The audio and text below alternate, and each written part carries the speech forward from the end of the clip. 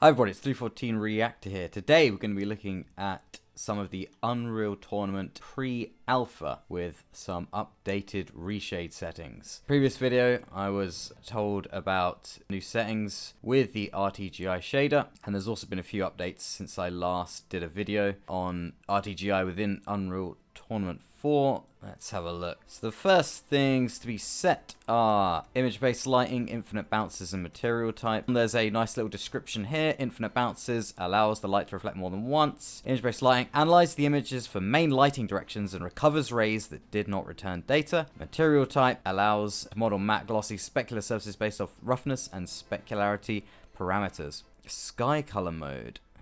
Okay, that's a cool setting I want to turn on because I want to see what that does. Oh, it's not here. So I think you might have to add it in there. Type it in. Sky color mode 1. Because yeah, at the moment the color of the sky never really seems to be taken into account. Hopefully this will do it. The new material settings has added in some sliders here. Oh, we can see the sky color settings here as well. Yeah, sky color ambient mix. Okay, so maybe it's a customizable RGB setting. Okay, so 0 off, 1 static color, that's what we set. Dynamic detection, and that's work in progress. And 3 dynamic detection and manual tint. See, I'm learning. I'm getting there. Let's just set it to 2 dynamic detection and see what happens. So sky color mode 2, boom, reload, and we're in. Right, that's all that on. Specular roughness, enable simulation of backface lighting. That should help out things as well. Basically, in order to enable those things, you need to go to edit global preprocessor definitions, click on current preset, and you can type in material type, infinite bounces, image-based lighting, sky color mode. I'll put all these in the description as well as the details of my INI file. And as I said, there's a video in the description going over installing Reshade on Unreal Tournament 4. Now that we've done all that, we can dive in and look at a map. Outpost 23. Let's start off on that. Okay, so things are ridiculously bright here. I'm gonna have to tone that down. So indoors it's not too bad, but outdoors seems to be really overblown. I think that could be due to infinite bounces and stuff being set. Let's go to the lighting channel. So ray length. Let's keep that there. Extended ray length multiplier. Wow, okay. That seems to give a little bit of extra definition. That's between 0 and 1. Let's just leave that there now. Auto sky color saturation. Doesn't appear to be having much effect. Bounce lighting intensity, ambient occlusion intensity, sky color intensity. There we go, that was what it's doing, I think. So yeah, we've got the sky color intensity really picking up on that. Crank that right down. Let's crank that to about 40.40. Sky color saturation. That seems to not do a lot. Let's leave that at 1. Ambient occlusion intensity. Don't want that too high. I think 4 is a pretty sweet spot for that. That's what I had at before. 440. Bounce lighting intensity, if we just put that to 2.5, and then next bounce weight, if we just crank that up just a little bit to about 0.10, maybe 0.20. Image-based lighting intensity. So I think we found that it was good at about 25 on Unreal Tournament, as far as I remember. The original Unreal Tournament, that is. So that's looking a bit better, a little bit less oversaturated. We've got a reasonably good frame rate going on here as well. Let's have a look in Reshade. 85 frames a second. Okay, let's turn the effect off. So it's about 180 frames. Yeah, 170 to 180 frames with no reshade, and then reshade on. Takes it right down to about 85. So it's still running pretty smoothly. So let's have a look in these internal areas with reshade on. Let's see how they look. Lighting channel. Quite a bit of ambient color coming from that. Maybe that needs a bit extra. Set bounce lighting intensity to 3. Image-based lighting intensity. It's not having as much effect as it did with the original Unreal Tournament, which is weird. Maybe there's just less lighting on this map. Next bounce weight. Yeah, it brightens it up way too much. So let's just keep that at 20. And then we'll mess about with specular and roughness in a bit. Alrighty, so we've got the basic settings here. Similar to what we had before on the last video. You can see it's adding some nice extra lighting there. Extra ambient occlusion, extra shading, tightening up the shadowing a bit, adding some extra lighting in from various things in the environment, darkening that back area a bit, these back areas a bit. So that looks pretty cool. And you can also see extra light coming from this thing in the middle, which is cool. There's not much of an effect from image-based lighting intensity, even set to max, which is odd. I'd have thought there'd have been more, like this area here. I'd expect more from those health. It's having a very minimal effect, which is strange because, yeah, as I say, Unreal Tournament 99 had a much bigger effect, cranking that setting around. You can see it's adding like the extra yellow orangey color on the gun here just a little bit, but not to a great degree. So I'm going to put that at 45 just so we get at least something from it. So we go back to here. So this is with the effect on. Then we turn the effect off. Then back on. Just adding a bit more depth to that scene, extra shadowing, nice extra glow from the lighting. Specular and roughness. So if we turn the roughness down, everything becomes super shiny and ultra reflective to an excessive degree, which is kind of cool, but a bit too much. So we don't want to go too far with that. So we can see the screen space reflections here in game, and then on top of that you've then got the extra ray trace reflections as well. So we don't want to make it too excessive like that. We just want it to kind of complement the SSR that's already there, because it doesn't really need a lot. It just needs to bounce that lighting in a way that works naturally and looks good on metal, doesn't look too ridiculous on non-metallic objects. So the lighting channel helps us tweak this. Make that lighting a bit sharper, 42. Let's set that to 60.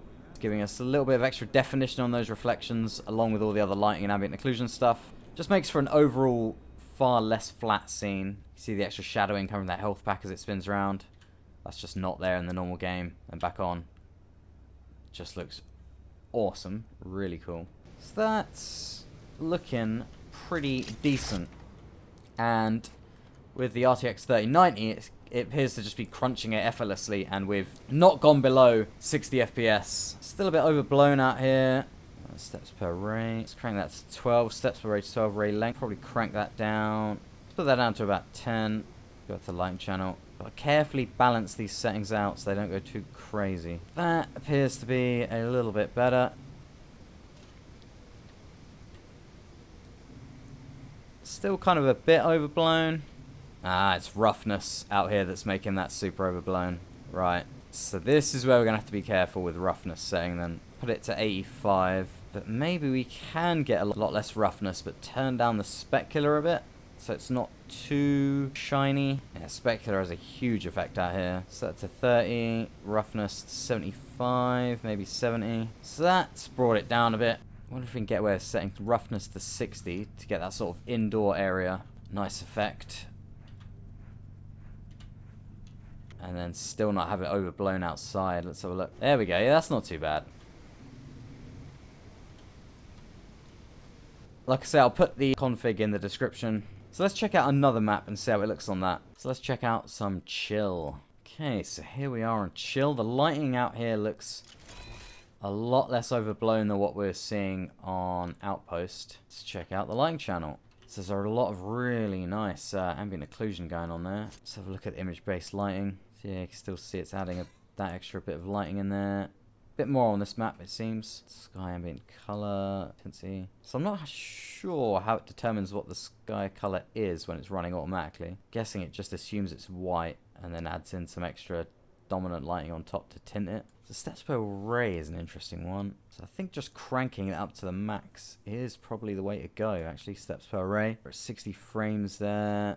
So let's crank that down. Frame rate is now 71. So that does hit the frame rate. Okay, yes. Fewer steps may result in rays skipping over smaller details. So let's set that 25. 64 frames. I think this map is a lot more complex than Outpost, so it's running significantly less frame rate. Let's turn RTGI off and see what the frame rate is. 115 without it, and then with it on, it goes all the way down to 65. Interesting. Let's go back to the standard channel. So this area looks really nice. This reminds me of some like tech demo you'd see a couple of decades ago. So this is with the effect on, and here's with the effect off. And you see, it just looks way flatter. Back on. Extra shading, especially in those archways and stuff. Ambient light bouncing off the kind of snowy roof there. But you do get a really nice idea of the lighting that's being added there around the flames and stuff. That's the HUD reflecting down there, or interacting with that icy bit somehow. That snow there is having a really odd effect. And it's like straight up just reflecting the HUD directly there. You can really see the lighting effects there.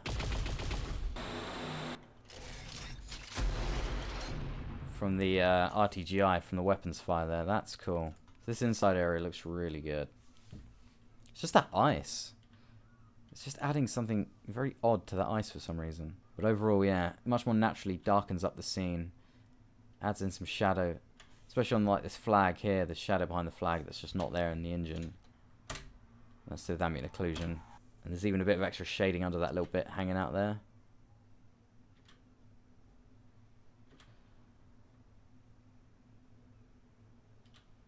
Look at that. That's with it on. And then that's with it off. And back on. Yeah, look at that. It just looks so much more like naturally dark up in this area where you would expect it to be occluding more light. Lovely purple glow coming from that. Shadowing underneath it that's not there in the normal engine.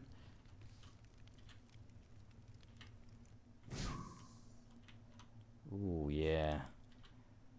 See, look at that. That fire feels much more natural. Yeah, and look at the flames there bouncing off that wall. As you can see, the image-based lighting picking up on the colour of the flame there on the gun, making that a bit more orange. Yeah, the flame ideally wouldn't really be lighting up that area that far away, but it does look damn good. And it is also lighting up the wood that's under here, which it would actually light up like that, I think.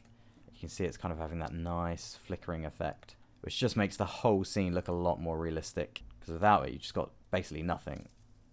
And then when you turn it back on, you've got that flame flickering effect on that there. And on the scene overall, really, as well. Quite happy with that. And those extra settings as well. Let's check out another map. Let's have a look at this outside area. This should be with the setting on. Let's turn it off. Bit more of a subtle effect out here. It's just doing what RT usually does. Makes the grass look a lot better with ambient occlusion. Some extra shading in that mid bit there. Quite subtle overall. Bit more realistic shading in this area here. Let's go indoors. Turn the effect off. Ugh. And back on. Ooh, yeah, that extra blue light. That's really nice. Again, just the shadows coming from those med packs is awesome. The only trouble is it seems to be totally disabling, at least in some areas. The FXAA that's on, you can see this bit here. You can just see jaggies on it. Let me turn the effect off. The jaggies are gone. There may be a way to set FXAA in the drivers and get around this issue. It's not too noticeable at 4K. It'd be good if they could actually finish this game and then put like RTX in it so we can have hardware accelerated ray tracing rather than just having to rely on a software shader-based implementation of Reshade. But it still does look very, very good though. Okay, so there's just one more map that I want to try out, and that is Titan Pass. Here we go. So this is quite an interesting map with some nice lighting. It's got some nice natural architecture as well as some old school buildings on it. The effect on, let's turn it off. Ooh, yeah. Much more flat. Especially in that rocky area there. That rocky outcrop on the left. With the effect off. And then back on, you can just see it's occluding a hell of a lot more light. Let's check out the lighting channel. Yeah. So you can see everything that's going on there. So if we head to an indoors area. Glowing hologrammy thing here, which looks awesome. That's having a shadowing effect and a lighting effect there. So we turn the effect off. Back on. Can very much enhance indoor areas as well by just making the lighting look a lot more occluded and realistic. Frame rate doesn't feel quite as good here though. Let's have a look. 54. It feels like it's dipping a bit below 60 at points, like here. 66. Maybe that's just my imagination. Yeah, I think this is a much more complex map. Again, you've got some fire here, just having a nice effect. Extra shadowing on that flag again, which just looks very, very good. Just really tightens up that lighting, especially from those torches there. Seems like it's blending the ambient with the torch flame a lot more. A hell of a lot more. You're getting some extra red colour up here from these banners, I think. I guess it makes sense because that is quite a big red banner. And I imagine it would be bouncing light off onto that. So, looks pretty good. Just adds a hell of a lot of definition to the lighting in a scene.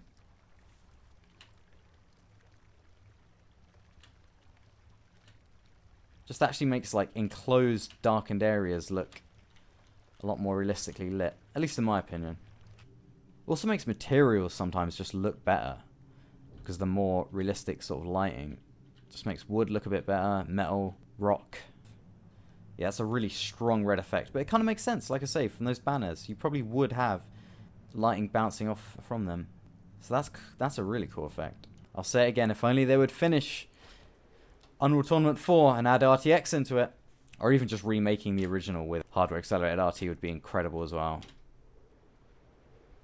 See, for now we have Reshade RTGI. Just the extra shadows up here as well behind those little bits of wood at the window. That was Unreal Tournament 4 with Reshade Ray Tracing with a number of extra settings on. These extra settings are image-based lighting, infinite bounces, material type, and sky color mode, which is set to automatic at the moment. I think it looks really, really good. Let me know in the comments what you think. Again, the preset is in the description, as well as instructions on how to get this on Unreal Tournament 4. Do leave a like and subscribe, hit the little bell, really helps the channel. Thank you for watching. Hope everyone's staying safe, and I will see you in the next video.